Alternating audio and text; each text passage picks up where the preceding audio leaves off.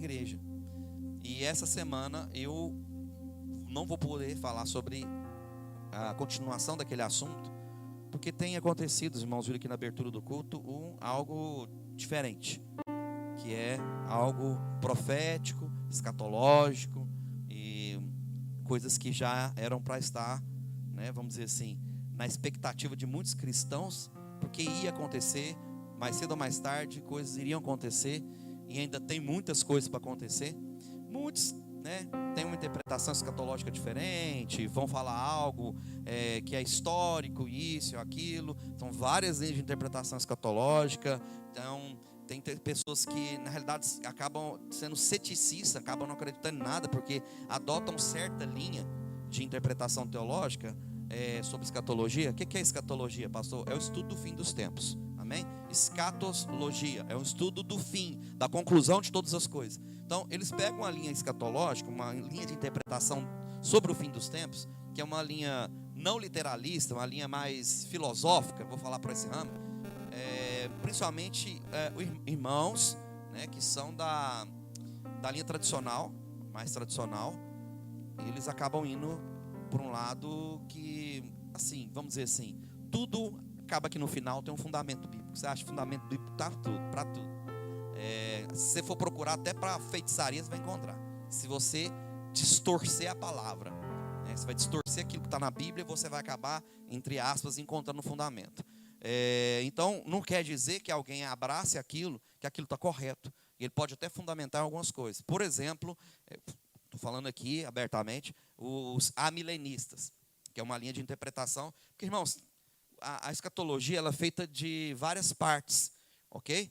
Então tem gente que é preterista, tem gente que é futurista. Então já começa por aí. Então parte desse pessoal, desses irmãos que acabam sendo da linha reformada, vamos dizer assim, né, que é mais tradicional, eles acabam sendo preteristas. Quer dizer que o mundo já acabou várias vezes, que já teve vários anticristos e vai por aí afora.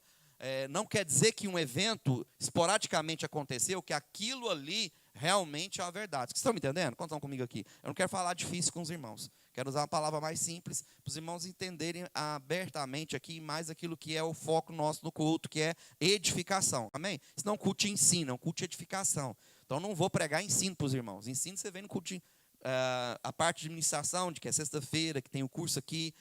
Graças a Deus a Ana está lá no Brasil, que a gente vai trazer uma faculdade teológica para cá, que é a FTB, lá do pastor César Cavalcante de São Paulo, porque não tem faculdade teológica aqui em Portugal, não tem ensino, teologicamente falando, de qualidade aqui. Infelizmente, tem essas falhas aqui para nós, e a gente tem muitas pessoas que querem aprofundarem na palavra. Amém, irmãos?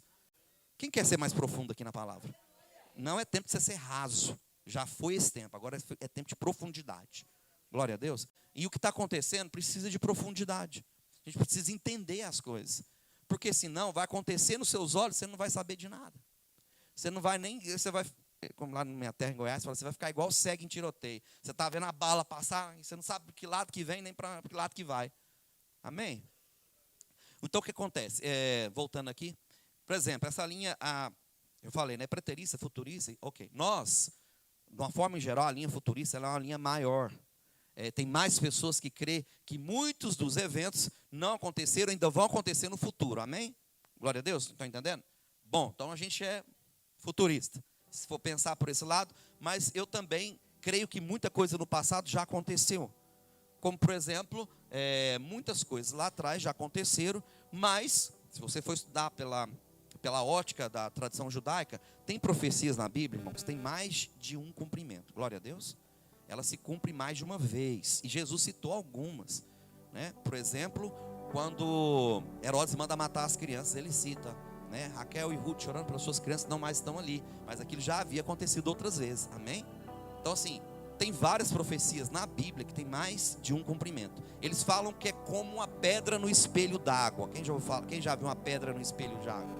Você pega aquela pedra e joga, e ela bate até ela afundar. Vocês estão entendendo? Basicamente, a interpretação judaica para muitas profecias, e eles concordam com isso, você vai estudar mais a fundo o hebraísmo, as profecias, você vai ver que muitas profecias são como espelho d'água. ela vai replicar ao longo da história até que ela tenha um cumprimento final. Glória a Deus. Vocês vão entender isso, porque da guerra de Israel, porque no sentido, porque ela é tão escatológica, porque ela é tão, muitas pessoas falam dela. Aí voltando aqui de novo, por exemplo, por que tem certas linhas de interpretação que elas são não muito benéficas para nós? Porque ela vai estagnar a sua fé, ela vai paralisar a sua fé, e não é bom, porque sem fé é impossível agradar a Deus. Estão entendendo, irmãos? Por exemplo, o amilenismo tem muita base bíblica, por isso que eu falei do amilenismo, que é algo mais tradicional, mas eu não considero uma teologia muito saudável para a nossa fé. Por quê? Ela não fortalece a fé, porque ela não está nem aí para o que está acontecendo no mundo, para guerra nenhuma, para terremoto nenhum, para nada que está acontecendo. Eles consideram tudo isso, por quê? Porque eles acham que Jesus lá em Atos já está governando o mundo, e que agora nós já estamos vivendo no milênio, que o A significa 100, milênio, ou seja, não existe milênio. Milênio não é literal, coisa que eu acredito que o milênio é literal, e a Bíblia tem bases muito fortes e poderosas que mostram para nós isso, começando pelas 7 festas de Israel, que eu já cansei de falar isso aqui, e nós inclusive guardamos essas datas, amém? Yom Teru, Yom Kippur e o Sukkot, que é o tabernáculo. Os irmãos sabem que a gente orou aqui, jejuou no Yom Kippur. Ah, mas são festas judaicas. Não são festas judaicas. Festa judaica é Hanukkah, que é a festa das luzes. Esses são festas, feriados judaicos. Essas não, são festas bíblicas, estão lá em Levítico 17, já falei isso dos irmãos. Por quê? Porque são marcos temporais. Eu já expliquei isso aqui. São tempos onde o Senhor, exclusivamente ao seu poder, determinou que Jesus cumpriria em cada uma daquelas datas a profecia para o qual ela estava determinada, amém? Então é uma linha temporal, por isso que a menorá está lá, né, no santo lugar. A menorá fica ali acesa o tempo todo. Quando Jesus vai lá em Apocalipse, ele cita novamente a menorá, capítulo 1, 2 e 3, quando ele fala as igrejas, ele fala as igrejas e aos 7 castiçais de ouro que estavam ali, que são as 7 igrejas. Glória a Deus. E eu quero repetir algo para os irmãos aqui. Nós não somos um povo que frequenta a igreja. Eu falei isso ontem no batismo. Irmãos, foi poderoso o batismo ontem. Tinha um judeu, um israelita lá, que não falava. Foi a Dilene e o Rogério falou com ele, né? Mas quem mais estava lá falando com ele?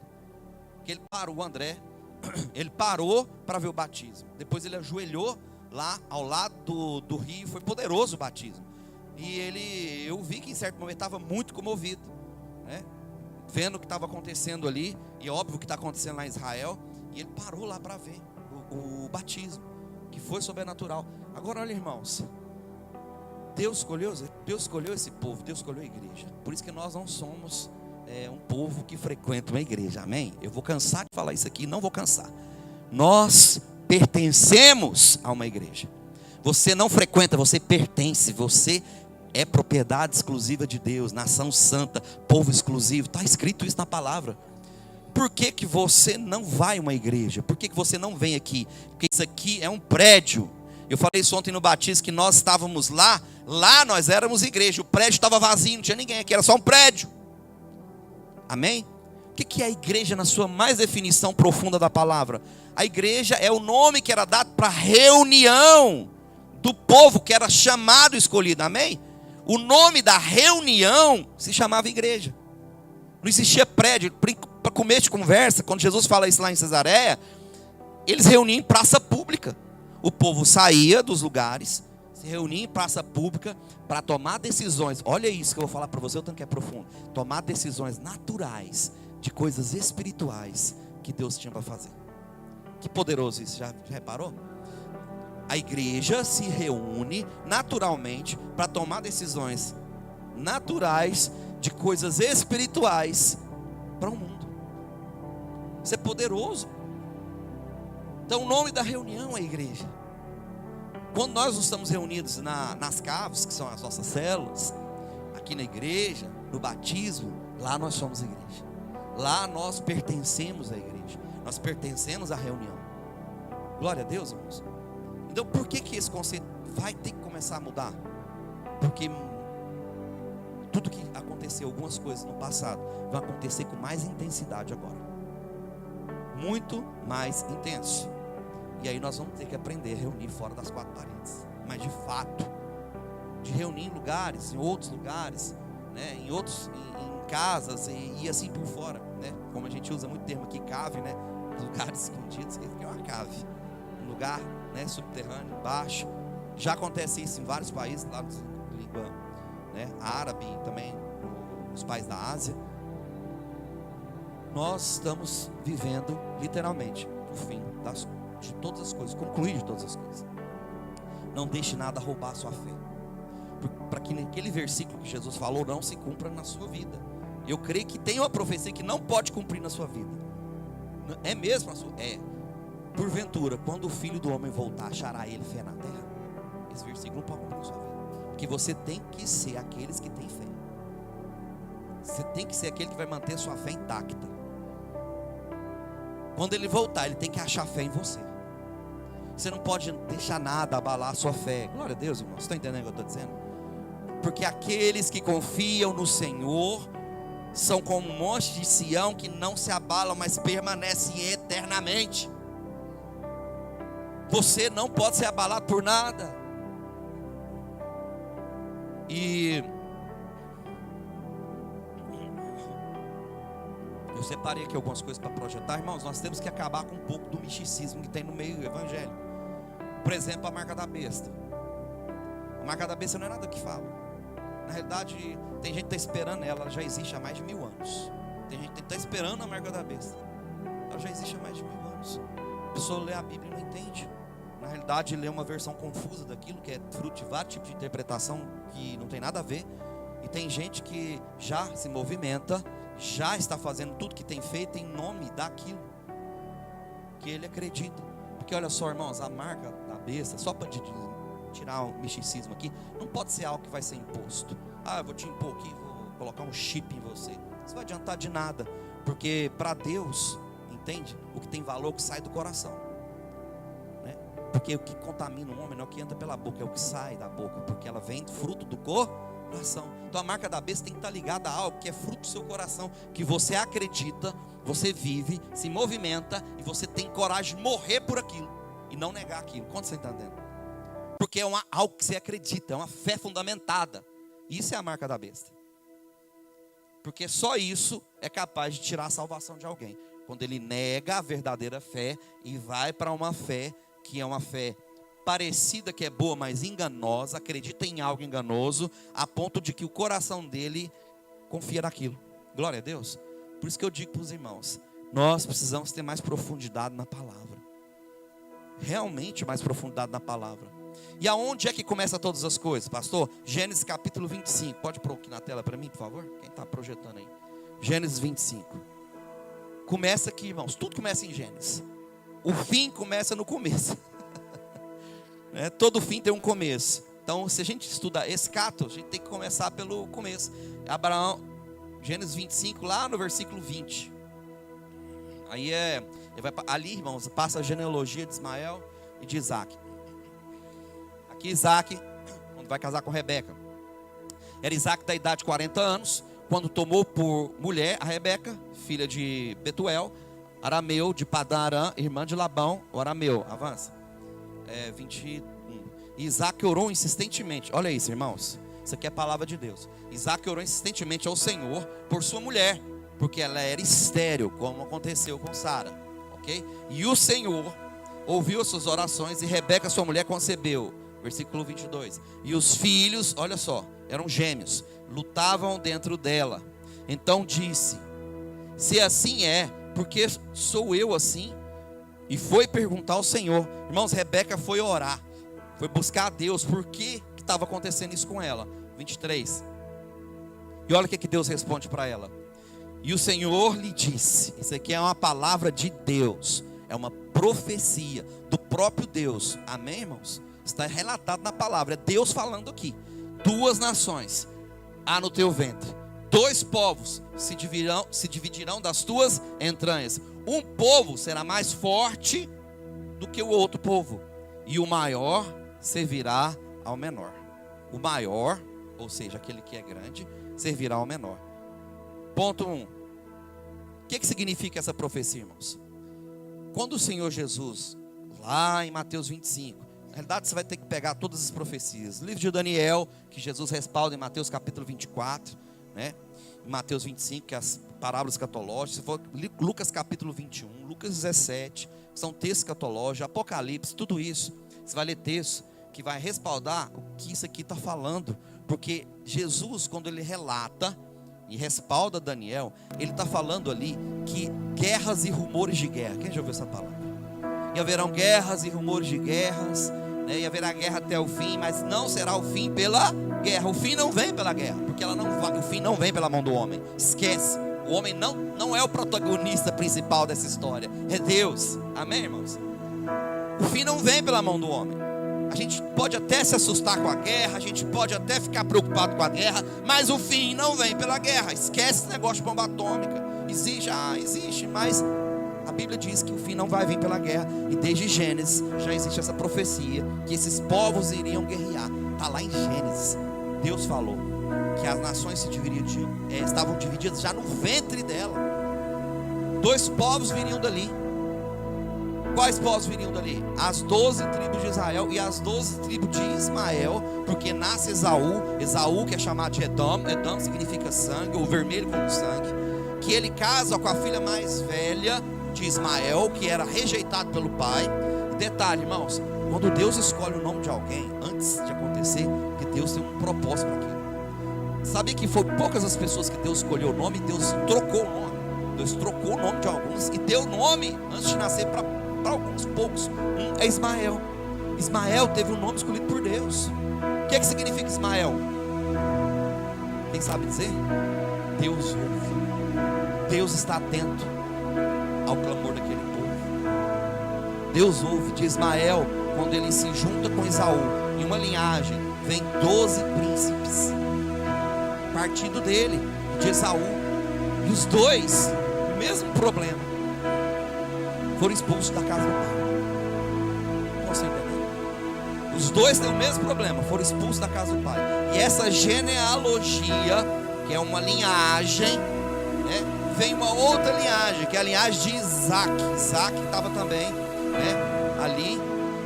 Deus escolhe o nome do Isaac, que quer dizer riso, alegria, sorriso. E desse sorriso, Rebeca engravida desses 2 filhos. E dali vem Jacó, que depois se torna Israel. Deus muda o nome. Deus dá um novo nome para Jacó, que é Israel. E olha que interessante: Ismael, Isaac, Israel. Dali vem as 12 tribos, os 12 reinos que vêm do nosso Senhor. E uma dessas tribos é a tribo de Judá, de qual Jesus veio. Agora olha que interessante, irmãos. Olha essa profecia aqui: 2 povos se dividirão. Que povos são esses? Uma linhagem do Messias e a outra linhagem da onde? Do anti-Messias. É a linhagem que vai fazer guerra com a linhagem do povo de Deus, irmãos. Acorda para a profecia bíblica. É isso que a Bíblia diz. E é em cima disso que tudo que você fizer e trabalhar e entender e estudar vai calhar na mesma coisa. É exatamente a genealogia desse povo aqui, que faz guerra desde os tempos antigos até o dia de hoje. É os povos que cercam a nação de Israel. E é dali a profecia diz respeito àquilo ali, que até o fim haverá guerra. Não tem nada a ver com as outras nações. Pelo contrário, a Bíblia diz que as outras nações no final vão se juntar em torno de uma guerra em comum que vem desse povo. A gente ficou preocupado com a guerra da Ucrânia, porque muitas coisas. Eu estive lá na Ucrânia, a Dilene estava lá, né? A Dilene é nossa missionária ucraniana. Amém? Eu estive lá na guerra da Ucrânia. É uma realidade terrível estar lá na guerra. Agora você imagina lá, agora contra um grupo terrorista, né? Que é esse grupo, que é um partido político, irmãos, tá? Hezbollah, Hamas, Fatah, isso é tudo partido político. É um partido político, né? O que é política, pastor? Organização de cidade. O nome polis significa cidade. Então política é um povo ali que se juntou para fazer uma organização de cidades. Política é isso, organizar cidades em favor de uma ideologia, de uma ideia. Então Hamas tem uma ideia, Hezbollah tem outra, isso tem outra. Então, se você olhar para a linhagem de Gênesis, depois vai para o texto de Daniel. Eu estou resumindo, irmãos, não dá um estudo aqui, mas eu estou resumindo tudo. Daniel diz eu estou citando a profecia, depois você confere lá. Mas o ideal é você ler o livro de Daniel inteiro, capítulo 1 até o capítulo 12 lá. Lá, na profecia de Daniel, que diz respeito a 70 semanas, que fala do Messias, fala de 2 príncipes lá. Que o príncipe, né, a aliança ia terminar no meio, mas o povo do príncipe que haveria de vir, olha, a profecia está lá. E Jesus cita ela em Mateus 24, tá? Pode ir lá, Mateus 24 está lá. Que Jesus falou, assim como disse o profeta Daniel, vai acontecer no fim dos tempos. Ok? Ponto 1. Eu estou resumindo aqui para os irmãos. Então, o povo do príncipe que há de vir. Esse povo, essa palavra povo, significa etnos. No grego significa etnia, quer dizer, a linhagem daquele povo, daquele príncipe que viria. Iria destruir o santuário de Deus, que aconteceu no ano 77. Ok? Para você entender isso, eu queria pôr a imagem do dragão aqui, mas não tem jeito. Aquele dragão de 7 cabeças e 10 chifres está lá em Apocalipse. Todo mundo, oh, o dragão. Capítulo 17, 18, 19 de Apocalipse, você vai encontrar lá o dragão, que era a antiga serpente, que se chama diabo, Satanás, mas também tem uma besta, também. Tem 2 personagens, viu, irmãos? O dragão, capítulo 12, que depois ele aparece de novo, 17, e tem uma besta que emerge da terra. Também tem 7 cabeças e 10 chifres. Estão entendendo, irmãos? Um é espiritual, o outro é natural. Por isso que eu disse para você, mundo natural, mundo espiritual. São 2 personagens, obviamente ali está contando uma... É como se fosse uma parábola, algo fictício assim, uma história fictícia, mostrando um personagem, tá? Que está ali, uma figura, figurativo, mas que representa algo, e a Bíblia explica isso, tá? Porque no próprio capítulo 17 ele explica o que é aquela visão que o João viu, amém, irmãos? Que ela exatamente, ela coincide com aquilo que está lá no livro de Daniel. A estátua de Nabucodonosor está lá, mostra ali a divisão de 5 povos, depois ele fala dos animais, os 4 animais, um aponta para o fim dos tempos. Então ele mostra os animais, e ele fala quais nações que viriam daqueles animais. Vocês estão entendendo? Estou resumindo, explicando para os irmãos, para a gente concluir aqui uma questão. Então, quando você olha para aquele dragão, ou aquela besta que emerge da terra, ela tem 7 cabeças e 10 chifres, glória a Deus. E ele fala que os 10 chifres são 10 reis. São 10 reis que viriam, ok? Que viriam governar. E que cada cabeça daquela, irmãos, presta atenção nisso, cada cabeça não é uma pessoa. Esquece esse negócio de pessoa. Ah, a cabeça é uma pessoa. Não é uma pessoa. A Bíblia explica lá que cada cabeça é um reino. É o império que viveu, um que viria e outro que haveria de vir no fim dos tempos, que também seria o 8º rei. E viria os outros 3 reis, um se levantaria, iria dominar, que é o antimessias, que a figura desse antimessias vem desse chifre. Glória a Deus, irmãos. Estou tentando resumir para os irmãos. O estudo é muito mais profundo que isso. Mas vamos lá.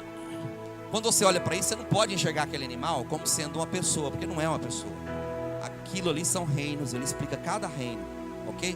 E coincide com a palavra? Coincide. Você vai olhar lá, quem eram os babilônicos, irmãos? Descendente deles. Quem eram os medo-persas, que foi o reino que veio depois? Descendente deles. Quem eram os gregos macedônios? Atenção, não eram os gregos de primeira linha. Eles eram considerados gregos de segunda linha. Eram misturados ali mais para baixo, na Grécia. Já misturado com africanos. Era o quê? Descendentes desse. Que quem domina era Alexandre o Grande, que era um macedônio. A linhagem deles também veio daqui. Ah, e Roma passou, que não tem nada a ver, que é os pés de ferro da estátua ali. O que tem a ver Roma?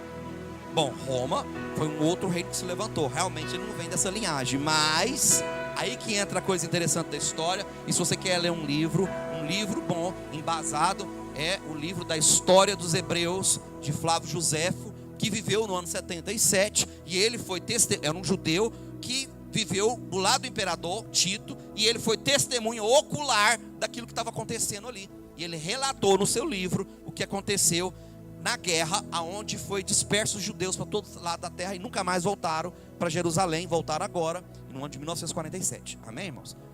Aliás, 48, né? Oswaldo Aranha, o brasileiro, vai lá e já, irmãos, essa história aí você já conhece muito bem. Mas lá no ano 77, o que aconteceu? Os exércitos, né? Muitos deles vindo da Líbia, Arábia, Macedônia, Egito e vários lugares, eram exércitos de persas, de descendentes desse pessoal aqui.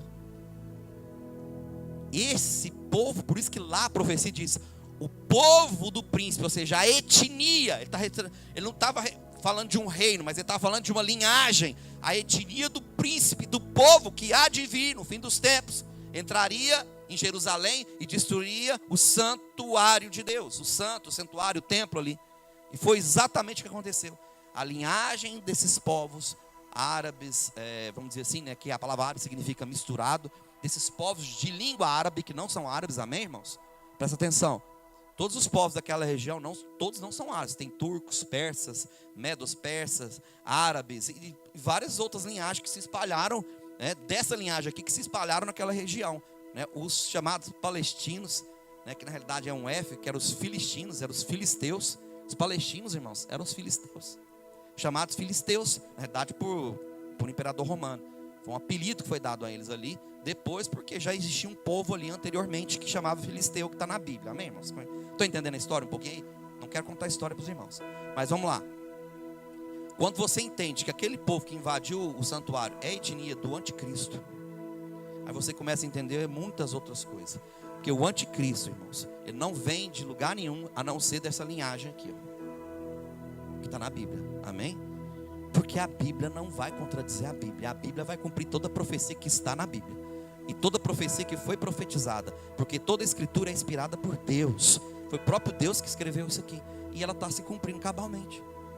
Só que Jesus fala de muitas coisas ali, irmãos, né? Guerras, terremotos em vários lugares. Quem já ouviu falar de algum terremoto aqui? Já ouviu falar? Então vou dar um dado mais importante. Tem como projetar aqui para mim? O que Jesus refere ali no fim dos tempos? Dores de parto. Quem já é mãe, já foi mãe ou é mãe aqui ou quer ser mãe? Amém. Dor de parto é difícil, né? É ou não é, irmão?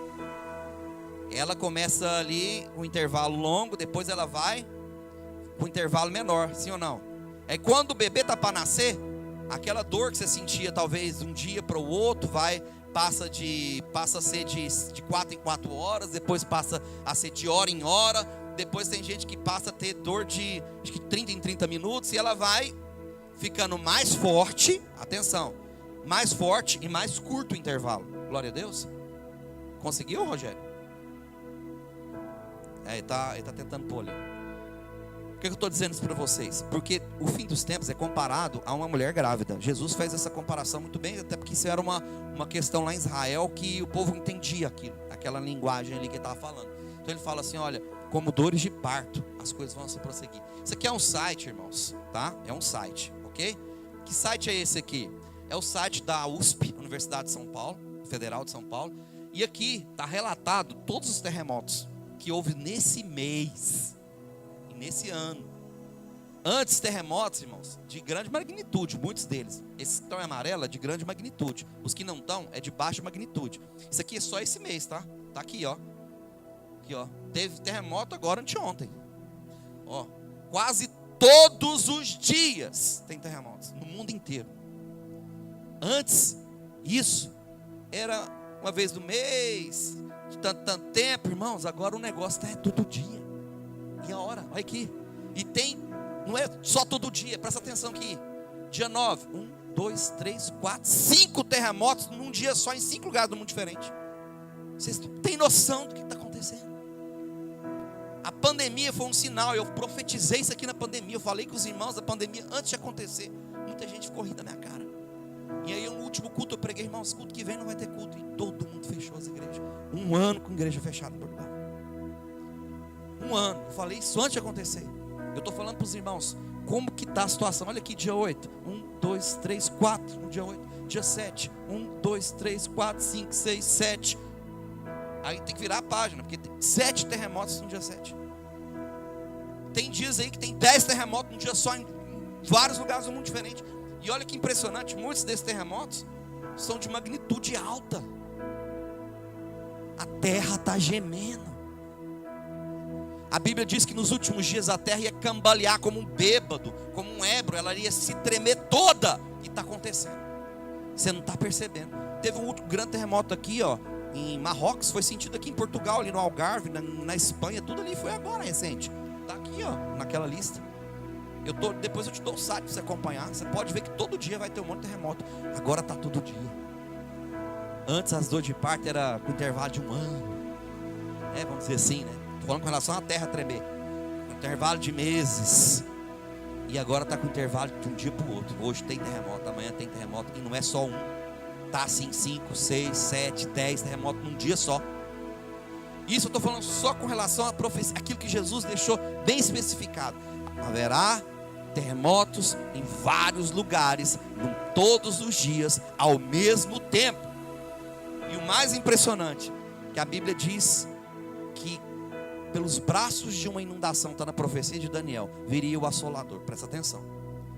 O que é braço de inundação? Haveria enchentes e inundações em vários lugares. Você sabia que eu não pus o site aqui porque eu ainda não consegui achar um site, mas se você fizer uma pesquisa, eu fiz, só na semana passada teve enchentes no mundo inteiro, em mais de 5 lugares diferentes, no Brasil, na Europa, na Ásia, no Reino Unido, em vários lugares diferentes, no Oriente Médio, na mesma semana, e em muitas delas no mesmo dia, enchentes em vários lugares diferentes. Estou falando só de enchente.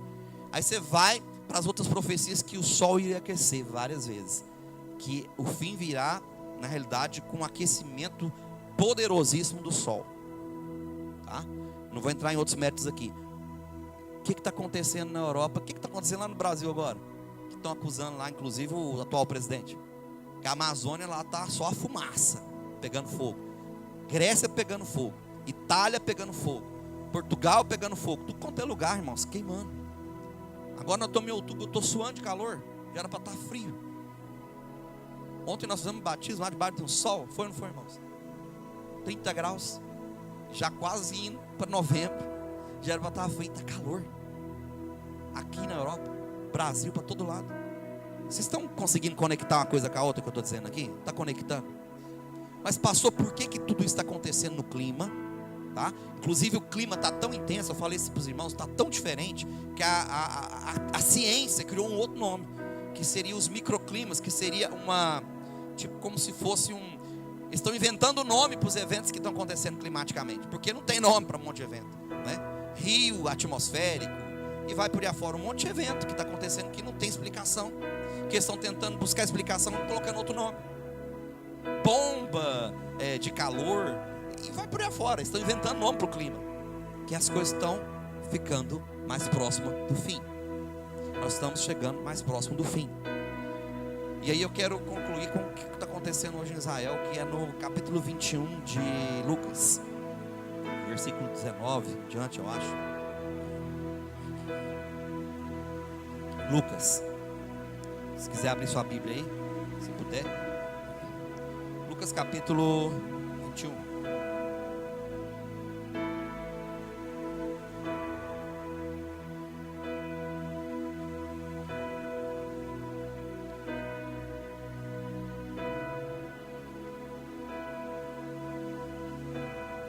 Lucas 21. Eu vou ler do versículo 13. Versículo 13 em diante. Irmãos, olha aqui. Versículo 13. Ó. E vos acontecerá isso para testemunho. Por que está acontecendo isso, irmãos? Por que os sinais estão acontecendo? Por que Jesus escreveu tudo isso? Por que nós queremos que isso é algo futuro, que está acontecendo agora, à vista dos nossos olhos, e está acontecendo? Porque isso acontecerá para testemunhar. Porque ninguém vai poder falar assim, ninguém me avisou, ninguém falou para mim, não vi sinal nenhum, nada vai acontecer. Não, isso está acontecendo para testemunho. Vai, avance. Proponha isso. É Jesus falando, irmãos, tá? Anota isso aí, é palavra de Jesus. Proponha isso, pois, em vossos corações, e não premeditar como a vez de responder. Ou seja, não fique pensando como é que você vai responder, qual vai ser a sua resposta. Não premedite, deixe que o Espírito Santo guie sua vida. A Bíblia diz que o Espírito Santo nos guiará a toda a verdade. Por isso que eu falei para os irmãos, que nós precisamos agir pela fé. Inclusive a palavra de hoje, daquelas cinco pilares, para que a gente possa ter uma vida de excelência em Deus. O terceiro pilar que eu ia pregar é sobre fé, que é o que mais nós vamos precisar no fim dos tempos. Avança. Porque eu vos darei boca e sabedoria, aqui não poderão, ninguém vai resistir à sua sabedoria, nem contradizer todos quantos se opuserem a você. Deus vai te dar sabedoria, ousadia e fé. Avança. E até pelos pais, e pelos irmãos, e por parentes, e por amigos, sereis entregues, e matarão alguns de vós. Alguns sim vão ser mortos, mas a maioria vai estar vivo. Olha para isso. A maioria vai estar viva. Alguns de nós que fomos ousados, provavelmente teremos que passar. Outros não. E eu creio que eu vou estar vivo nesse tempo aqui. E todos sereis odiados por causa do quê? Do nome de Jesus. O ódio vai vir por causa do nome de Jesus. E eu vou explicar por quê. Avança. Mas não perecerá um único cabelo da vossa cabeça. Isso é promessa. Porque quando você tem fé e ousadia, você pode fazer tudo em nome do Senhor Jesus, que nenhum fio da sua cabeça vai cair se Ele não permitir. Nem por enfermidade, nem por guerra, nem por nada. Amém? Avança, olha só. Mas vossa paciência possuirá as vossas almas. Ou seja, a paciência é a capacidade espiritual que você tem de suportar pressões naturais que venham contra você. Vou repetir, olha só. Paciência é um dom espiritual, é uma capacidade espiritual que Deus te dá para você suportar pressões externas, naturais, que venham contra a sua vida. Paciência é isso. E olha o que está dizendo. A vossa paciência vai possuir as vossas almas. Ou seja, o fruto do Espírito que vai manifestar em você vai ser paciência. No meio de toda dificuldade e tribulação, Deus vai te dar paciência. Avança. Mas quando, olha isso, olha a profecia. Mas quando, ele diz o mas. Quando, irmãos, tem o mas, o assunto mudou. Presta atenção. Tira o foco de você, agora volta para os acontecimentos. Mas quando virdes Jerusalém cercada de exércitos, sabei então que é chegada a sua desolação. Tá, pastor, mas os historicistas dizem que isso aí já aconteceu. Lembra que eu falei que a profecia tem mais de um cumprimento? Essa aqui é uma delas. Por quê? Porque ela funciona como profecia de espelho d'água. É como você lançar a pedra naquele espelho d'água, ela vai repicar mais de uma vez na água. Às vezes duas, às vezes três, às vezes quatro. Amém, irmãos? Estão entendendo? E essa profecia se cumpriu já no passado? Sim. Acabei de citar aqui que o ano 77, general Tito, ele invade Jerusalém, né, para poder resolver aquele problema. Mas a intenção dele não era matar ninguém, não era destruir ninguém, era resolver um problema político-social que acontecia em Jerusalém. Porém, as hordas de árabes e persas e tudo que invadiram ali, o que aconteceu, irmãos? Eles, com ódio no coração, mataram, a ponto que o próprio general Tito, que estava comandando, você pode ler no livro lá de Flávio Josefo, a história dos hebreus, ele mandou eles parar, eles não obedeceram, ele teve que pegar uma legião romana, e a história diz que eles tinham que, às vezes, chicotear eles, para eles poderem parar, ou amarrar eles, ou seja, romano prendendo outro romano, para que eles não destruíssem completamente Jerusalém. Por isso Jesus falou que não ficaria pedra sobre pedra, porque aquele povo vinha avassalador, como um ódio terrível, para destruir Jerusalém. Tá, pastor, mas isso aqui já aconteceu? Já, mas isso aqui é a pedra repicando.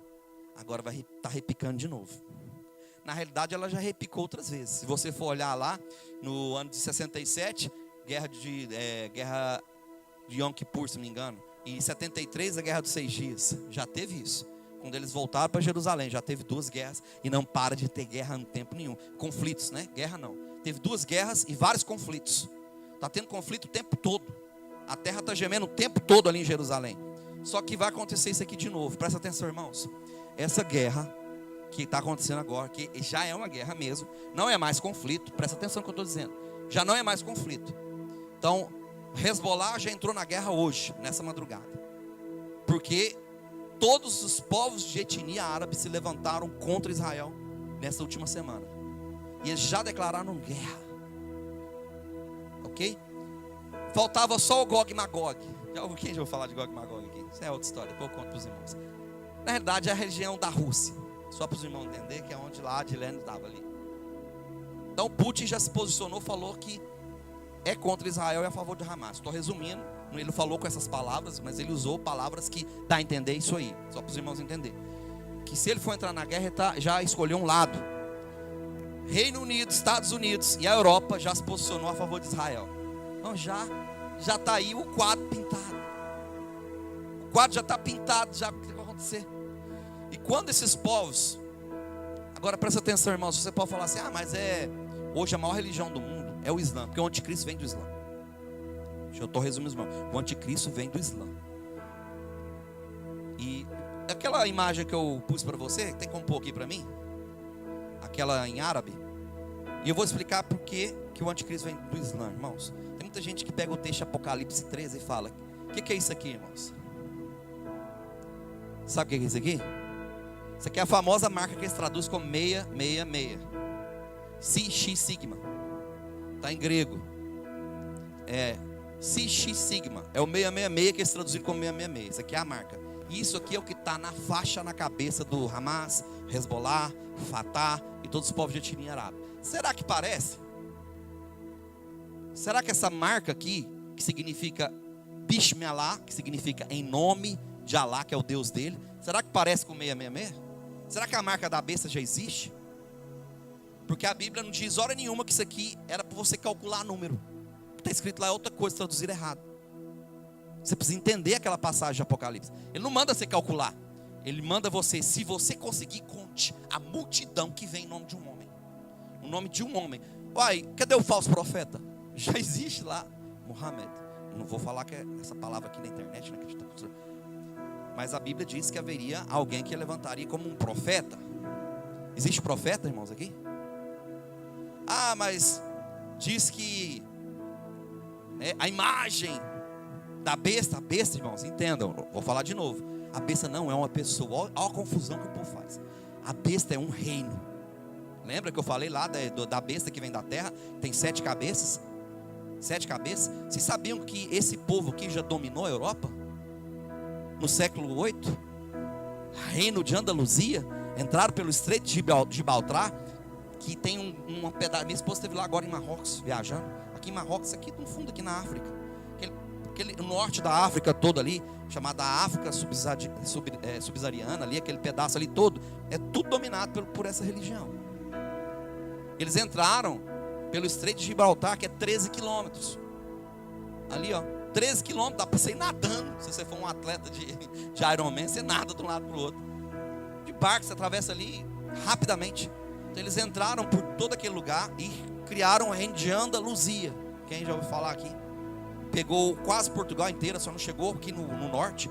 Pegou quase a Espanha toda, só não pegou parte do norte da Espanha. E boa parte da França. Eles dominaram boa parte da Europa. Esse reino se levantou já. E a Bíblia diz que uma cabeça seria ferida de morte. A cabeça, entenda de novo, não é uma pessoa, é um reino. E era chamado aqui reino dos visigotos. Você lembra disso? Lembra disso, irmãos? Eu vou te contar uma história que você não conhece agora. Quem é que conhece aqui a famosa Batalha de Dio? Tem várias ruas aqui em Portugal, chama Dio. Rua de Dio, quem conhece? Rua de Dio, tal. Vocês não conhecem, gente? Não é possível, tem umas 50 ruas com esse nome aqui em Portugal. Dio é D-Y-O-U, sei lá, D-I-U. Dio. Foi uma batalha que foi feita no Estreito. Depois você vai pesquisar, não vou contar toda a história, mas é uma história que Portugal está envolvido nela, fortemente. Então o que aconteceu? Esses reinos, né? O príncipe aqui de Portugal, um dos príncipes daquela época, daquela altura, que foi por volta do 1400 e qualquer coisa, antes do descobrimento do Brasil, tá? O Brasil ainda nem existia.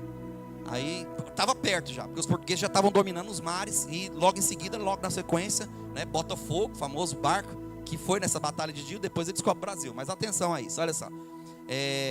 Essa batalha, se não me engano, foram 13 ou 15 navios portugueses contra uma frota de quase 200 e tal navios do povo, né, do reino dos mouros, famosos mouros, os mouros, que é os muçulmanos.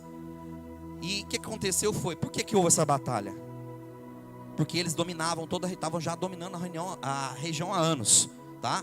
Se for estudar o reino de Andaluzia, essa Europa toda aqui, então Portugal teve um papel de protagonista em derrubar esse reino definitivamente. Foi uma das 7 batalhas principais da humanidade, se você não sabe. Que eles chegaram ali com um barco e dizimaram tudo. Uns barcos portugueses, porque eles tinham uma nova tecnologia de canhões nos barcos. Eles arrebentaram tudo que estava no mar e tudo estava em terra. Batalha de Dio. Depois você pesquisa, vai entender. E essa cabeça começou a cair. A cabeça foi ferida de morte no principal reino deles, que foi, né, pegando essa parte da Europa e da Ásia ali, aonde Portugal invade e começa a destruir tudo. Na realidade eles já estavam sendo combatidos de vários lados, mas Portugal dá um limpa geral e põe moral na Europa.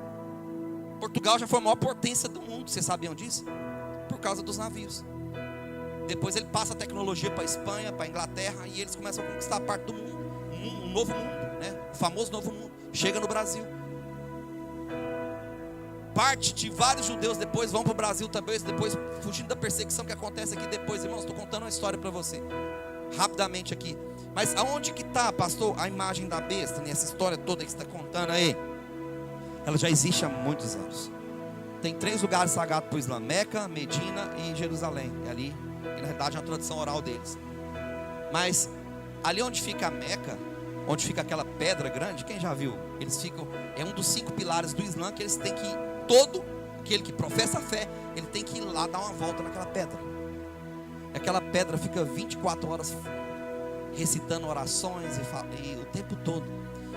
Mas o que tem a ver? A palavra ícone, irmãos, é uma imagem que representa. Quem já viu os ícones do computador? Já viu que o ícone que fica no computador? No seu celular, você pega o seu celular aqui, ó. Isso aqui, ó, é um ícone. A palavra em grego está lá, é isso, ícone. Uma imagem que representa a fé em algo. E a Bíblia diz que esse ícone ia falar o tempo todo. Ia ficar falando, e as pessoas iam se dobrar a isso. Eles já fazem isso há milênios, há séculos.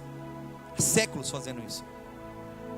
A imagem da besta falar já está falando há muito tempo. E olha que coisas impressionantes tem acontecido no meio deles, vocês nem sabem. Acabou lá a energia, acabou, não tinha nada falando. Eles começaram a ouvir som de dentro da pedra. A pedra falando sem nenhum tipo de interferência de energia. Aconteceu isso várias vezes lá. Eles relatam isso como milagre. Quem sabia disso aqui? A pedra já está falando sozinha, irmãos. Jesus falou que nós não poderíamos calar, porque senão as pedras clamariam. Iam falar dos sinais da volta de Jesus. Agora, passa para aquele versículo. Eu estou te falando que isso aqui, ó, a marca da besta que eles colocar no braço e na testa. Olha para eles, o que eles têm, né? Já viu que todos eles têm uma máscara preta e um lencinho verde na cabeça? Escrito em branco? Está escrito isso aqui, ó. Você pode ler. Nas bandeiras árabes e muitos está escrito isso aqui lá. Que é exatamente isso aqui, ó. Que não é o número, que não é para você calcular. É para você entender. Coloca o versículo de Apocalipse 13 aqui. Com a tradução correta. Aquele que eu mandei para você, Rogério. Mandei, tá no WhatsApp. Tá junto com esse aqui, ó. Mandei uma foto aqui. Porque não acha. Está em inglês, irmãos, e está em português. Olha só. Que é o versículo que fala do número da besta. Que todo mundo fica confundido que é um número. Não é um número. É um sinal. A multidão da besta. A besta, entendam, é um reino, que é o Islã. É uma multidão, porque a palavra que foi traduzido aqui como calcule, aquele que entenda calcule. A mesma palavra usada no grego para calcule também é usado para contar. Ou seja, calcular ou contar, conte. Contar é de contar mesmo. 1, 2, 3, 4, 5, 6, 6, 7, 8, 9, 10. Então, olha só. A multidão da besta é a multidão de um homem, Maomé. E a sua multidão vem em nome de Alá. A marca da besta. Em nome de Alá. Aquela sigla. Sinche sigma. Bicho, minha Lara está aqui, ó. Aí muita gente interpreta esse versículo falando assim: olha, quem tem sabedoria entenda. Porque ele começa assim: quem tem sabedoria entenda, né? Calcule o número, mas não é o número. Calcule a multidão, que é a palavra que está lá, que vem em nome de um homem. E essa multidão, que essa palavra que está lá, não é calcule, é multidão. Um número grande, um número incalculável, um número de exército gigante. E a Bíblia diz, relata-se 200 milhares de milhares, ou 200 milhões, que vem em nome. Agora presta atenção, tanto que isso é sério. Vocês sabiam que a maior parte dos muçulmanos, que a minha esposa está falando, a gente deve orar por esse povo, não odiá-los, que eles já têm o ódio como uma marca na vida deles. Estão entendendo, irmãos? Então você não tem que odiar eles, tem que orar por eles, porque Deus escolheu esse povo para algo também. E a maior parte deles é um povo pacífico. Quem sabia disso? É um povo amável, pacífico, bom de você se relacionar com eles. E eu tenho amigos assim. Mas qual o problema? O problema é de 15 a 25%. Atenção a essa informação. De 15 a 25% desse povo, que é mais de 1 bilhão e, sei lá, 500 milhões, a maior religião do mundo, quase 2 bilhões. Quase 2 bilhões de pessoas. Vamos colocar o número de 2 para arredondar aqui. 2 bilhões de pessoas que professam essa fé. Só 25% no máximo, né? De 15 a 25% seriam radicais. que são chamados radicais. Ou seja, 75% é pacífico. Amém? Glória a Deus, estão entendendo? E a gente precisa orar por eles por causa desses pacíficos, principalmente até pelos radicais também, para que eles possam ter encontro com Jesus. Mas esses 25% de radicais podem fazer um estrago no mundo. Só precisou de 19 radicais para abalar a Europa no 11 de setembro de 2001, que eu vi pela televisão.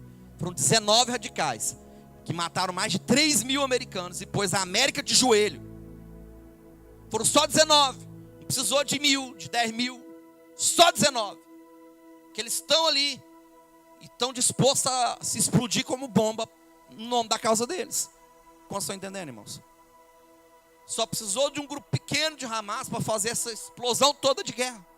É um grupo assim, ó, minoritário, pequeno, na faixa de Gaza, que é um lugarzinho pequenininho, de 10 km por 30 mais ou menos. Dá 30 km quadrados, dá 300 km quadrados, ali naquela faixa. Não precisa de muita gente. Esses 25% que são radicais, sejam xiitas, sunitas e outras linhas de interpretação do Islã, a Bíblia diz que em determinado momento eles vão se juntar. E eles vão cercar Jerusalém. Por que eu falei que é profecia de duplo cumprimento? Volta lá em Lucas 21, só para a gente concluir aqui. Eu já estou concluindo. Por que ela é duplo cumprimento? Porque parte da profecia se cumpriu no passado. Jerusalém já foi sitiada, já foi invadida, mas parte não se cumpriu. Por que não se cumpriu? Porque ainda não é chegado o tempo. Tem alguém? Ah, tá aí. Lucas 21. Não, avança. 18. Não, avança. 21. Avança. Aqui. Porque essa parte ainda não se cumpriu. Por quê? Vamos ler o que não se cumpriu. Por que a profecia ela tem que replicar até que ela se cumpra completamente? Ela vai como espelho d'água. Que ela já foi invadida, vai ser invadida de novo. Na realidade, Jerusalém já foi invadida 44 vezes ao longo da história. Ok? Mas vai chegar o momento final, onde a profecia se cumpre finalmente. Eu creio que é a nossa época. Por quê? Passou por causa dos sinais. Como dores de parto. Olha só o que diz aqui, versículo 21. Então, ele fala: os que estiverem na Judéia, fuja para os montes. Os que estiverem no meio dela, não saiam. E os que estiverem no campo, não entrem nela. Não entrem na onde? Na Jerusalém. Jerusalém, na cidade. Fuja para os montes da onde? Os montes da Judéia, irmãos. Ele está dando uma referência geográfica. Presta atenção nisso aqui, que isso é importante para você. Ele está dando uma referência geográfica. Todo mundo fala isso aqui e tal.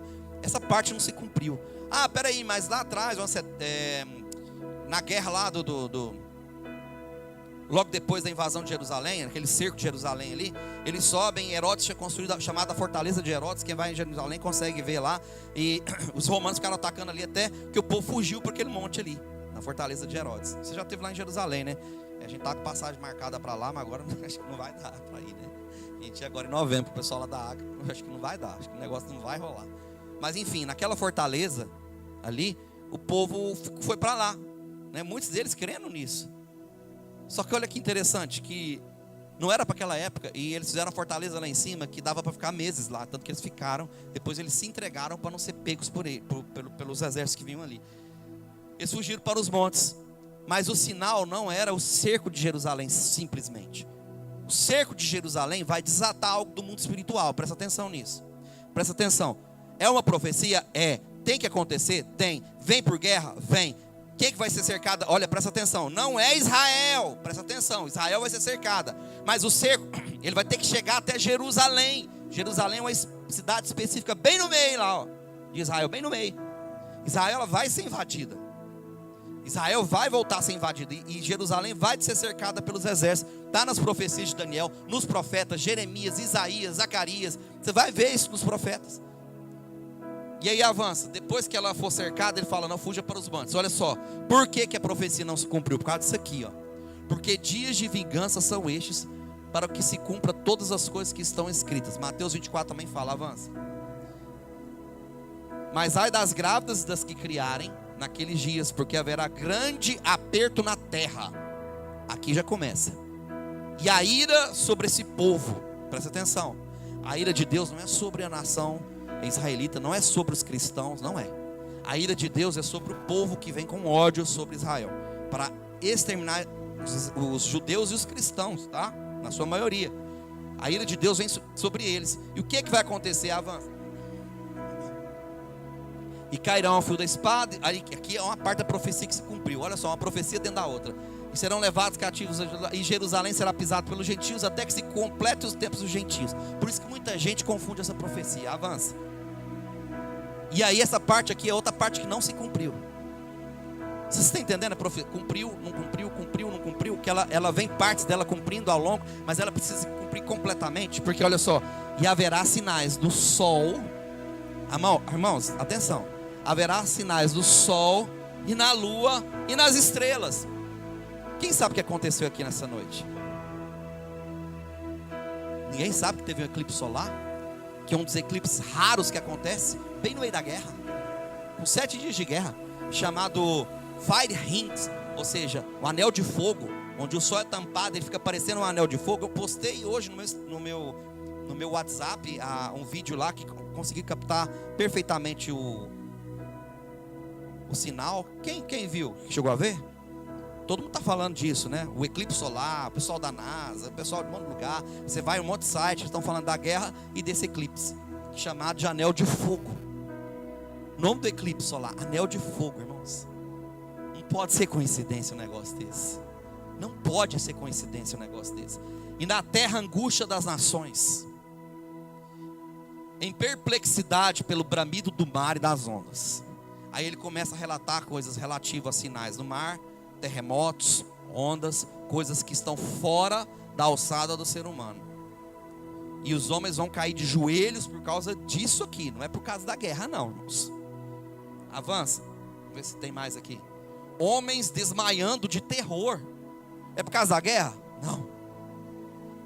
Na expectação das coisas que sobrevirão ao mundo, porquanto os poderes do céu serão abalados. O céu vai cair literalmente. Coisas vão cair literalmente do céu. O mundo vai tremer como um ébrio. As ondas do mar vão chegar potencialmente. Tem um site que eu mostro para os irmãos. As ondas do mar vão chegar numa altitude de 300 metros de altura. Então cidade litorânea já era. Porto, foi-se. Povo do Varzim já era. Cidade litorânea já era. Aquilo que Jesus está falando ali, ó. Fuja para os montes da Judéia, é uma posição geográfica. 350 metros de altura. É o topo mais alto dos montes da Judéia. Você pode ver no mapa geográfico. Você tem que entender o que Jesus está falando. Porque Daniel profetizou que com o braço de uma grande inundação viria o assolador. Que assolador é esse? Que viria da parte de Deus. E não é para você ter medo, ao contrário, é para você ficar feliz. Porque Deus vai vir julgar a sua causa. Porque essa ira de Deus não é sobre você, igreja. Não é sobre nós, igreja. Não é sobre o povo de Israel, igreja. Não é. É sobre as nações que têm insistido em encher o cálice da ira de Deus com seus pecados, assassinatos, abortos, mortes e a desgraça que está acontecendo nesse mundo. Que eles insistem em pecar e derramar sangue inocente. Ou você acha que é só o povo que está morrendo lá? Você não viu que eles mataram bebês, irmãos? Mulher grávida, já está acontecendo isso aqui. Ai das grávidas. Você está vendo a televisão, o povo colocando. Eu vi lá um bebê cheio de granada. Quem viu essas fotos? Está cheio de vídeo circulando aí no WhatsApp. Está cheio de vídeo circulando aí. De bebê, de mulher grávida, de jovem, de adulto, de velho, de criança, de tudo.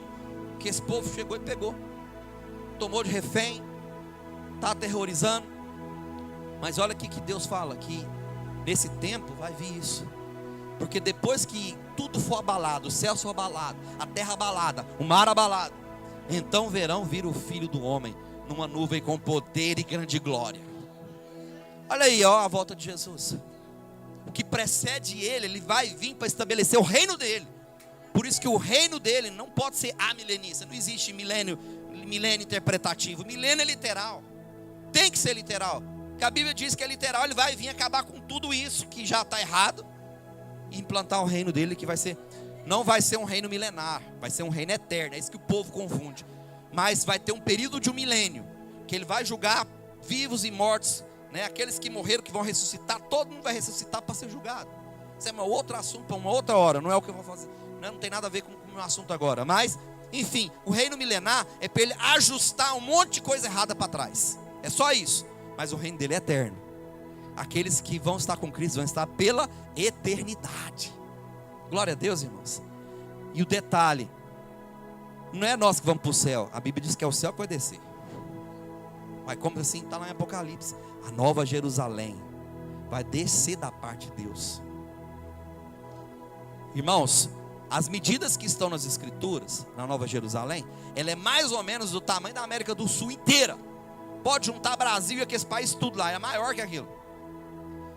Parte da América do Sul, a América Central, e se calhar um pedaço dos Estados Unidos lá em cima, é mais ou menos a dimensão e o tamanho que a Bíblia relata da Nova Jerusalém. É gigante. É impossível alguém não ver aquilo. Vai pegar de um continente no outro. Nova Jerusalém vai vir do céu. E Jesus vai implantar novos céus, porque esse céu vai passar, e nova terra. Novos céus e nova terra. Está escrito lá. Vocês estão entendendo? Tudo isso vai acontecer. Os povos vão ser julgados? Vão. Porque Jesus vai vir fazer isso. E não espere que o Messias vai vir como veio anteriormente. Ele veio com um homem para passar tudo que um homem passa. Mas a Bíblia diz que ele vai vir. Aquele com que ele é visto no Apocalipse como um leão. O cordeiro que foi morto, mas agora ele era um leão. Com olhos como chamas de fogo. Sua boca uma espada afiada. Ele vem sobre um cavalo branco. Sabe por que o cavalo branco? O cavalo branco, na época de Jesus, apontava para aquele que vem para a guerra. Quem vem em cima de um cavalo branco, ele vem para uma guerra. Ele não vem em paz. Como vocês estão entendendo? Ele vem para uma guerra. Em uma guerra que ele sabe que ele já venceu. Ele já venceu lá atrás, ele só vem dar o finish, a conclusão final. Por isso que nós fazemos o jejum de Yom Kippur e celebramos o Yom Teruah. Yom Teruah, o dia das trombetas. Por quê? Porque a Bíblia diz que com ressoada a última trombeta ele virá. Isso vai estar acontecendo por ocasião dessa festa. Passou para esse ano? Não. Yom Teruah foi agora. Começou. Eu creio que, como a guerra da Ucrânia, essa guerra agora, ela vai se estender ao longo de anos. Que a Ucrânia já tem quase um ano e meio, não é isso? Um ano e meio de guerra. Essa guerra começou agora, ela vai um ano ou mais de um ano para frente, talvez mais de um ano. Talvez no ano que vem, na festa de Yom Teruah, a última trombeta começa a tocar. Porque talvez o ano que vem esses povos já estejam cercando Jerusalém. Talvez não, talvez daqui a um ano. Ou talvez eu esteja errado, não seja agora. Seja o momento que eles vão ali. Pai, passou, porque também tem uma profecia que diz que quando vos disserem paz, paz virá repentina destruição. Vocês repararam? Vou só lembrar vocês aqui. Que semana antes dessa guerra, Benjamin Netanyahu estava fazendo um acordo de paz definitivo com a Arábia Saudita e com vários países árabes. Quem viu isso?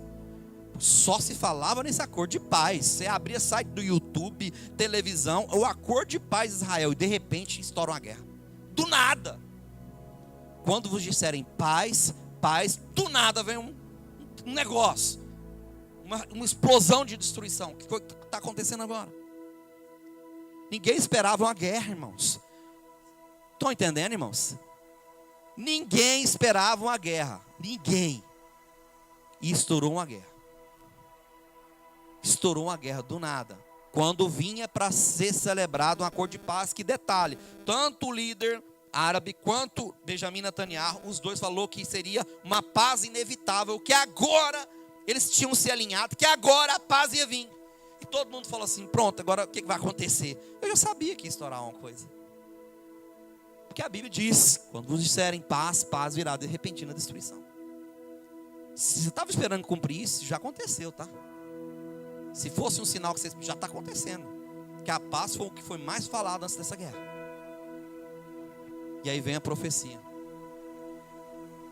Quando vos disserem paz, paz virá repentina destruição. Nesse período agora de um ano, que o ano nosso já virou, viu, irmãos?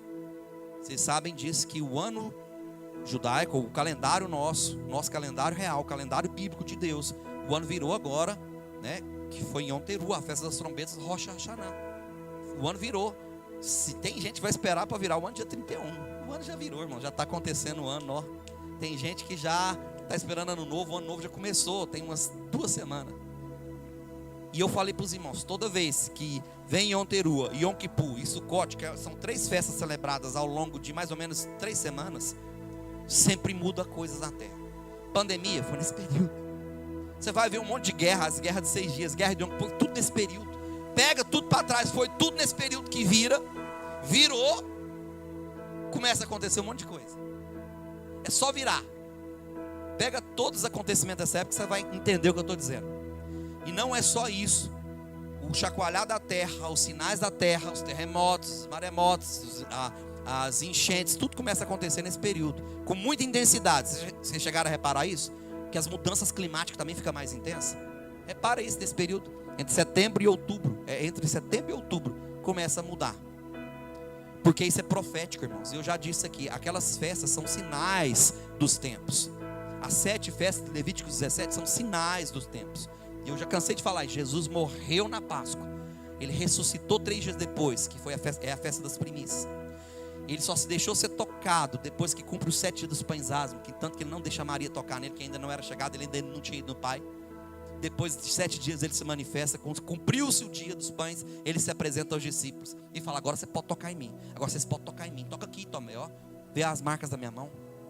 Ele se apresenta durante 40 dias, faltando 10 dias para a quarta festa, que é o Pentecostes, que é a festa que a gente chama de das colheitas, ok? Quando está faltando aqueles 10 dias, Jesus vai a Assunta Céu, sopra sobre todo mundo e fala: recebei o meu espírito, que agora eu vou para o Pai. E aí os anjos, eles ficam olhando Jesus subir. Aí eles: acorda aí.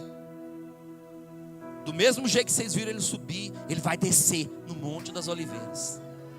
Agora volta para Jerusalém, até que do alto sejais revestidos de poder, e ser-me-eis minhas testemunhas. Jesus falou isso, né?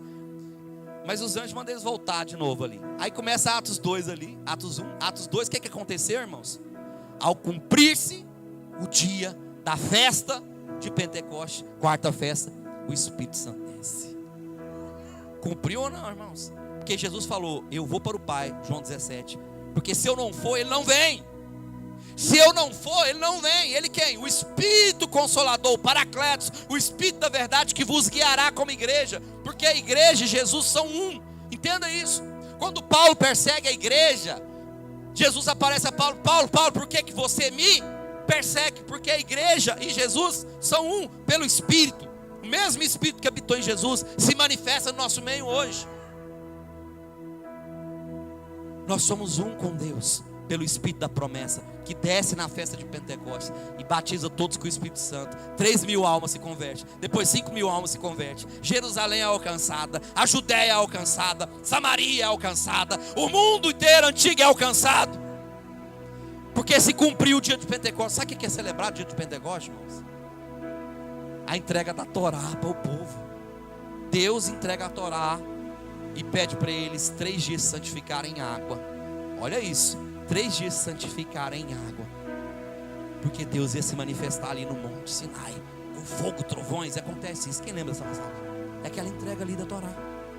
E o que a Bíblia diz dessa profecia do Espírito Santo, que é a festa de Pentecostes? Que nos últimos dias, diz o Senhor: eu não mais escreverei a minha lei, a minha palavra em tábuas feitas por mãos humanas, mas eu escreverei ela no coração de cada um daquele que crê. É a Torá viva de Deus, é o Espírito vivo de Deus, é a palavra viva de Deus andando na terra, o Espírito Santo. É a Torá viva, a lei, a instrução, porque a palavra Torá é instrução. Você sabia disso? A Torá significa instrução. E o que a Bíblia diz que o Espírito Santo vai fazer? Nos instruir. É a Torá de Deus. Se você acha que Deus vai mudar o padrão, não vai. Se 4 festas se cumpriu, faltam 3 para se cumprir: Yom Teruah, Yom Kippur e Sukkot. Eu já te falei que são datas para você estar de olho, observar. E graças a Deus, muitos líderes de muitas igrejas grandes no Brasil começaram a pregar esse ano, o que eu já estou pregando há 7 anos. Começaram a pregar, começaram a celebrar, começaram a entender, começaram a falar, começaram a observar isso. Observe. Yom Teruah, o dia das trombetas, porque a Bíblia diz em 1 Coríntios, 1 Tessalonicenses 4, Apocalipse capítulo 10, pega esses textos e vai lá conferir. que ao ressoar da última trombeta, da última festa, que também é conhecido o dia que ninguém veio, Jesus falou isso e ninguém observou, eu voltarei no dia e a hora que ninguém sabe. É exatamente o nome da festa de Yom Teruah, é assim que ela é conhecida, porque é uma festa de 3 dias celebrada, porque ninguém sabe o dia que a lua e o sol vai virar. 10 dias depois, são 10 dias terríveis, também está profetizado, Apocalipse 2, essa festa aponta profeticamente para a igreja de Esmirna. A igreja de Esmirna, cada uma daquelas igrejas ali tem uma palavra profética. A igreja de Esmirna diz: olha, que a única igreja que não é repreendida, é uma igreja perseguida. Vocês terão tribulação de 10 dias, mas ser fiel até a morte, e eu dar-te-ei a coroa da vida. 10 dias de tribulação. São 10 dias da festa de Yom Teruah até Yom Kippur, que é o dia do juízo, que é o dia que Deus vai estabelecer juízo entre as nações, o dia da expiação. Eu já preguei isso aqui, não vou falar de novo. Eu falei isso aqui um culto inteiro, o que é o Yom Kippur, apontamento profético. Eu falei sobre tudo que é o Yom Kippur, significado, tudo ali aponta para Jesus. Tudo é Jesus, irmãos, tudo é Jesus, Jesus. E o Sucote é a mesma coisa. E a profecia de Zacarias capítulo 14 diz que a última festa, que vai ser obrigatória, todas as nações, entendendo ou não, que tiverem vivas na ocasião que Jesus estabelecer seu reino, sabe o que vai acontecer? Elas são obrigadas a ir celebrar a festa dos tabernáculos, que é uma das 7 festas, 3 delas é migratória: Páscoa, Pentecostes, por isso que tinha gente de todas as nações lá, e tabernáculos. E eu tenho um estudo do pastor César Cavalcante lá no Brasil, falando sobre, que achei muito interessante, eu já sabia disso, mas dele foi mais profundo, que Jesus nasceu na festa de tabernáculos. Você pegar os evangelhos e observar, Jesus não foi na festa de tabernáculos. Inclusive tem um texto que diz, Jesus falou porque que ele não ia na festa de tabernáculos. Apesar de ele ter nascido na festa de tabernáculos, Jesus não ia à festa de tabernáculos. Ele participava das outras festas, mas não de tabernáculos. Ele nasce ali bem na véspera da festa de tabernáculos. É o dia que Jesus nasceu, que é mais ou menos no mês de outubro, mais ou menos ali, final de setembro, começo de outubro. É esse o período aproximado. E ele não vai a essa festa. E ele diz, por que ele não vai? Depois ele vai em segredo. Mas ele perguntado por Jesus, mas por que você não vai na festa? Porque ele diz assim, porque ainda não é o meu tempo. Jesus fala, meu tempo dessa festa ser celebrada está lá em Zacarias 14. E olha o que está acontecendo. Coloca aqui Zacarias 12. Irmão, Zacarias é um livro que você precisa ler. O profeta Zacarias, que é o último profeta que foi morto, filho de Baraquias, entre o altar e o átrio. Você precisa ler o livro de Zacarias inteiro, que é um livro apocalipse escatológico. Zacarias diz algo. Peso da palavra do Senhor sobre Israel, fala o Senhor, o que estende o céu e o que funda a terra. Olha como é a profecia, que forma o espírito do homem dentro dele. Avança. Eis que eu farei de Jerusalém um copo de tremor para todos os povos em redor, e também para Judá durante o cerco contra Jerusalém. Irmãos, aqui está falando da profecia. A versão melhor, volta àquela versão. Aqui está falando um copo, mas não tem uma outra versão que fala uma pedra, uma taça, pode ser também. Esse Jerusalém será uma taça de embriaguez para todos os povos ao seu redor, e também para Judá, durante o cerco contra Jerusalém. Avança. Naquele dia farei que Jerusalém, aqui está aqui, ó. Naquele dia, aquela taça, que é Jerusalém, vai ser uma pedra pesada para todos os povos que estão ao redor deles. Olha a profecia. Todos os que tentarem, olha isso, todos que tentarem movê-la serão gravemente feridos. Guerra de Yom Kippur, guerra dos 6 dias. Israel venceu todas as batalhas e ele vai vencer essa ainda, irmãos. Está profetizado que isso aqui. Olha aqui a profecia. Todas as nações da terra se reunirão para combatê-la. A profecia que eu falei, que Jesus falou, Daniel falou, Zacarias falou, Isaías falou, Jeremias falou, está tudo aqui, ó. Você tem que entender como é que vai funcionar isso no final dos tempos. Porque a Bíblia diz, relata em Apocalipse, que essa besta que é médio da terra, tem uma terceira figura que está lá. Ninguém dá atenção para isso. E aí é onde vem as confusão. Quem é a terceira pessoa que está lá, irmãos? A prostituta. Quem lembra? Apocalipse 17, 18. Quem já leu, irmãos, aqui? Você não leu, leia. Tem uma prostituta sentada nela. E essa prostituta está com a sua orla manchada de sangue e com um cálice de sangue dos inocentes na mão. E essa prostituta, depois do próprio texto explica que essa besta é esses reinos que vêm. E essa prostituta são as grandes cidades que se prostituem com todos os reis da terra. Que prostituição é você deturpar e distorcer os valores. São as nações que se reunirão com os povos. Que por enquanto, irmãos, olha isso. Essa prostituta está dominando a besta. Está entendendo? Porque quem está sentado sobre, não está sobre o comando, irmãos. É como se fosse um animal. Porque besta, irmãos, é um animal. Como se fosse um cavalo. Estão entendendo? Ela está sentada ali sobre esse animal. E se prostituindo. Mas aí você lê a profecia e diz que em determinado momento a besta vai se virar contra a prostituta, vai derrubar ela ao chão e vai comer sua carne, esmigalhar tudo que ela tem, vai pisotear, e todas as outras nações vão ficar assustadas com que aquela besta, que é esse reino árabe, vai fazer com a prostituta. Atenção para isso. Mundo ocidental, mundo oriental em guerra, nações contra nações divididas, esses povos um com o outro, acontecendo ao vista dos seus olhos. Quantos estão entendendo o que eu estou dizendo aqui nessa manhã? Por que você está falando tudo isso para mim? Assustar? Não, para você ter fé. Você precisa de fé. Você precisa que a sua fé seja renovada todos os dias. E você não pode estar dormindo, como as virgens lá do capítulo 25 de Mateus. Porque aquelas 3 parábolas de Mateus 25 são escatológicas. E a Bíblia diz que aquelas virgens ali, irmãos, estavam dormindo às 10. 5 nécias e 5 prudentes. Que ao grito elas acordaram. 5 estavam preparadas, mas 5 tiveram que correr para se preparar. Mas não deu tempo. A janela vai se abrir. Quem tiver preparado entra, quem não tiver fica. E aí sim vem a parte mais terrível. Porque o julgamento não vai vir só sobre as nações, sobre todos que ficarem aqui depois que essa janela se abrir. Que todo mundo chama de arrebatamento. Quando vai ser isso? Vai ser no ressoar da última trombeta. Segundo Apocalipse, depois que acontecer uma série de sinais e eventos no mundo espiritual e no mundo natural. Muitos terremotos, muitas coisas, maremotos, tal vai acontecer. Por isso que Jesus fala para a gente, né, algumas coisas caracteristicamente explicadas, né, bem peculiares, que a gente deve fazer e observar. E não ignorar. Para a gente estar vivo, com gozo, com alegria, feliz, com um sorrisão no rosto, mostrando os dentinhos, esperando a volta de Jesus. Que vai acontecer à vista de todos. Se não já está acontecendo, que é o que eu creio que está acontecendo exatamente nesse momento agora que você está vivendo. Aconteceu pandemia, cavalo branco. Está acontecendo guerra, cavalo vermelho. Vai acontecer cavalo preto, fome. Quando esse evento de guerra aí, né, que está junto, na realidade já está acontecendo tudo ao mesmo tempo. Se for notar, a pandemia nunca acabou.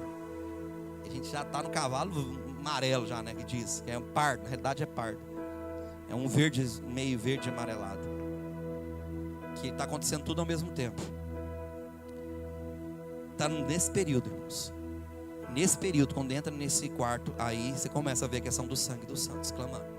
O cálice de Deus cumprindo e todas as coisas vindo para o seu devido lugar. E nós observando tudo isso acontecendo, né? Mantendo a nossa fé intacta, a paciência do nosso espírito sendo edificada. Que eu li para os irmãos aqui, né? Que a paciência tome conta da sua alma. Que o Espírito tome conta da sua alma. Que o fogo de Deus tome conta da sua alma. E sabe por que eu falei que algumas interpretações atrapalham a fé? Porque nos últimos dias você tem que pregar o evangelho como nunca. Porque pessoas vão parar perto de você para se converter. E esta madrugada eu tive esse sonho. Eu sonhei com alguns portugueses chegando perto de mim e pedindo para mim orar, que eles queriam aceitar Jesus e se ajoelhando em prantos no chão. Eu sonhei essa madrugada, irmãos. E ontem no batismo, um judeu lá, ajoelhado no chão na hora do batismo ali. Para que sinal maior que esse? Você não deve calar sua boca, porque se você calar, as pedras vão clamar. Ontem o Sérgio estava me contando a experiência dele aqui, que ele foi na casa e do nada lá, ele começou a pregar o evangelho e aconteceu um milagre lá. Com a luz que não tinha explicação, que ele tentou, que ele conserta essas coisas tudo, né, irmãos? Que consertou, o trem não tinha conserto. E ele estava lá, ó, e ele decidiu pregar para o homem lá, para o rapaz lá, um espanhol. E do nada, na hora que ele começou a pregar, a luz acendeu sozinha. Eles olharam, uau, aconteceu. O que está acontecendo aqui? Deus vai mandar sinais quando você abrir sua boca. Você lembra que eu li esse texto que você vai abrir sua boca em sinais? A eletricidade de Deus vai correr no seu espírito, vai tocar na vida das pessoas. As suas palavras vão tocar na vida das pessoas. E aqueles que crerem vão ser salvos.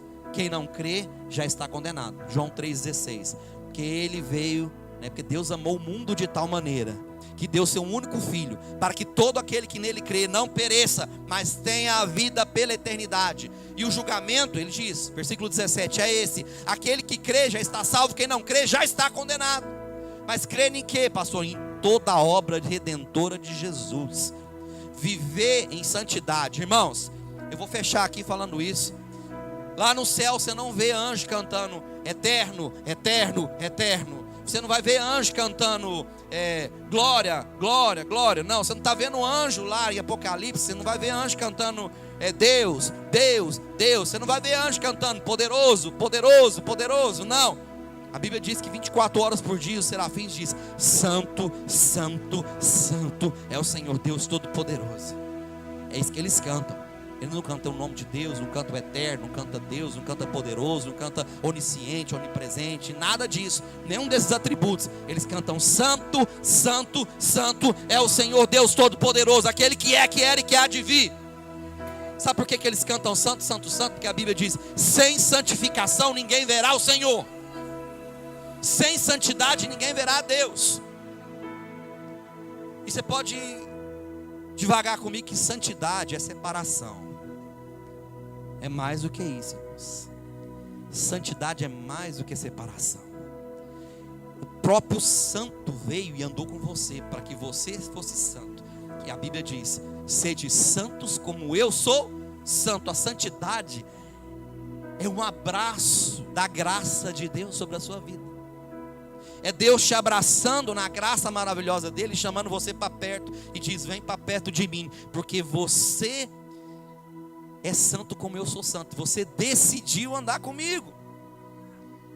E eu fecho com um exemplo poderoso aqui que ontem eu ouvi, que eu achei interessante. Uma irmã falando sobre. Quem conhece o Neymar aqui? Jogador de futebol, seu amigo, amigão, o Neymar. Quem conhece o Neymar? Parece que vai ter uma filha, né? E tal. Já teve? Ixi, então estou atrasado. Então teve uma filha aí. E aí ela falou algo interessante. Todo mundo conhece o Neymar, conhece? Aí agora pergunta: o Neymar te conhece? Se você for lá na casa dele, bater na porta dele, ele vai abrir a porta para você? Vai, irmãos. O porteiro do prédio vai estar lá, o porteiro do prédio. Você vai falar: não, Neymar, é eu te conheço. Ele falou assim: quem é você? Apartai-vos de mim, você, porque praticais a iniquidade. Está entendendo? Por que você acha que você conhece a Deus? Você tem que perguntar se Deus conhece você. Sem santificação ninguém verá o Senhor. A pergunta não é: você conhece a Deus? Eu podia te perguntar isso, mas eu vou te perguntar algo: Deus conhece o seu coração? Você pode falar: não, Deus é onisciente, conhece todas as coisas. Mas não é sentido de conhecer.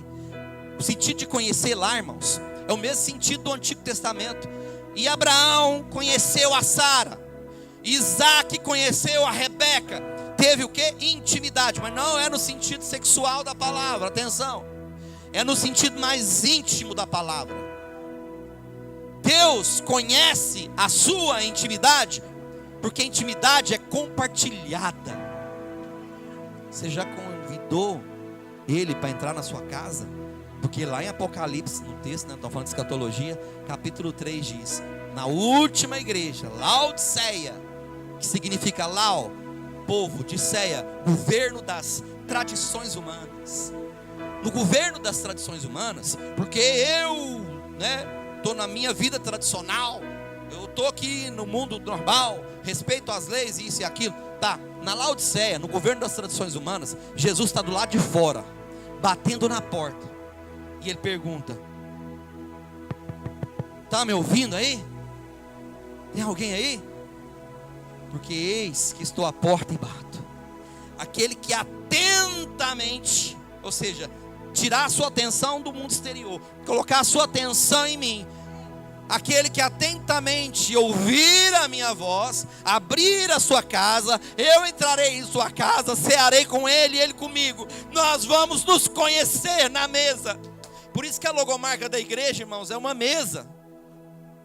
Dentro de uma sucote, que é uma cabana, com a chama do Espírito, porque ela é cercada de fogo. Porque a igreja é a família dele. A igreja não é um lugar que você frequenta, é um lugar que você pertence. Se você conseguir entender isso, sua fé vai ser mantida acesa com essa chama. Você não vai parar de pregar o evangelho. Você vai cumprir o chamado para você. Você vai alcançar o seu propósito. E você vai tomar a red pill do mundo espiritual. A pílula vermelha do mundo espiritual. E vai sair dessa matrix, desse sistema muitas vezes religioso, que envolve sua vida e não te leva a lugar nenhum. E eu não estou falando aqui como alguém decepcionado. Pelo contrário, eu estou muito motivado a ganhar muitas almas, mas mudando a minha estratégia. Eu não posso trabalhar da mesma forma que eu trabalhei no passado, porque eu já fui pastor de igreja de 2.000 membros, irmãos. Você acha que eu não sei o que é pregar para 5, 10 mil pessoas? Se eu quisesse, eu estava no Brasil, eu não venho para Portugal. E optei viver diferente aqui. Eu optei fazer diferente aqui. E pelo contrário, eu quero que a igreja cresça. Que é nada que você não é. Mas eu já entendi algo nos meus 20 anos do ministério pastoral, que eu vou fazer agora. Porque eu não tenho um ano de pastor, eu tenho 20 anos. E de várias igrejas que eu já abri, eu aprendi uma coisa. Um pastor só consegue cuidar bem de um rebanho que não ultrapasse o número de 150 pessoas. Passou disso, o negócio fica meio desandado. Vira bagunça. Bagunça no bom sentido da palavra. Ou seja, ele não tem controle, ele não consegue alcançar a vida de todo mundo. Você passa a ter um lugar para frequentar e não um lugar para pertencer. Estão entendendo? Que não é o objetivo de igreja. O objetivo de igreja não é um lugar para você frequentar, é um lugar para você pertencer. Por isso que muitas vezes no final, irmãos, isso aqui foi orgânico, não foi forçado. Os irmãos sabem que agora no final do culto a gente vai ter a mesa ali. A gente sempre almoça aqui, os irmãos ficam, passa a tarde aqui, conversa, vai jogar sinuca, vai fazer um monte de coisa. Mas a gente tem comunhão aqui. Vocês repararam isso, irmãos? A gente fica aqui, passa a tarde aqui. Hoje o pastor Carlos, a pastora Sandra aqui prepararam aí a mesa para nós. Então a gente tem almoço e mesa aqui na igreja, porque a igreja é sua família. Nós precisamos entender que nós somos família. Amém, família de Deus? Você é família, irmãos. Você é família. Você não está aqui para assistir culto e ir embora, você está aqui para ser família.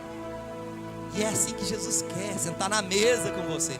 E é na mesa, irmãos, que as maiores decisões e as maiores, vamos dizer assim, coisas íntimas do nosso coração saltam fora. É na mesa que Jesus fez os maiores milagres. Foi na mesa que Maria e as outras 3 mulheres, foram mais de uma vez fez isso, derramaram o bálsamo aos pés de Jesus e enxugaram os pés, lavaram seus pés com lágrimas, enxugaram com seus cabelos, e o perfume foi espalhado por toda a casa. É na mesa que todas as coisas acontecem. Por isso que nós temos mesa aqui. Amém? A mesa. Passou, e quando sua igreja estiver com 300 membros, irmãos, quando ela estiver com 200, eu já vou multiplicar para outro lugar, sei lá. Porque eu só consigo cuidar com excelência de estar junto com você, né? Eu e os irmãos aqui, o Carlos está mais próximo de conseguir atender todo mundo, no máximo um número de 150 pessoas. Passou disso, já não tem mais excelência. Já há algo feito assim sem excelência. Excelência no sentido da palavra de cuidado, de cuidar. Eu sou o bom pastor de Jesus. Eu sou o bom pastor e eu dou a minha vida pelas ovelhas. Ele diz isso. Dar a vida é literalmente de viver uma vida comum de uma família. Você foi chamado para ser família. Família dele. Church, his family. Igreja é a sua família. No caso, a família dele. No inglês. Glória a Deus, irmãos. Vamos ficar de pé, eu quero orar por você.